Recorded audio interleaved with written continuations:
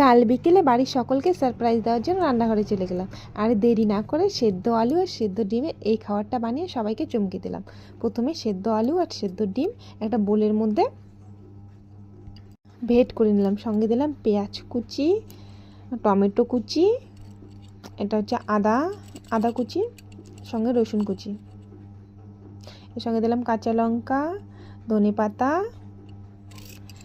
পরিমাণ মতো লবণ আর হলুদ গুঁড়ো। এর সঙ্গে থাকছে গোলমরিচ গুঁড়ো, চাট মশলা গুঁড়ো আর ম্যাগি মশলা। এরপরে পরিমাণ মতো কর্নফ্লাওয়ার আর ময়দা দিয়ে সব কিছু সুন্দর করে মেখে নিলাম। সুন্দর করে মাখা হয়ে গেলে 2 হাতের তালুতে একটুখানি সর্ষের তেল মেখে নিব। এরপর ডিম ও আলুর পরের থেকে কিছুটা পরিমাণ নিয়ে গোল শেপ দিতে শুরু করব। এই গোল শেপ দেওয়ার পরে ডিমগুলো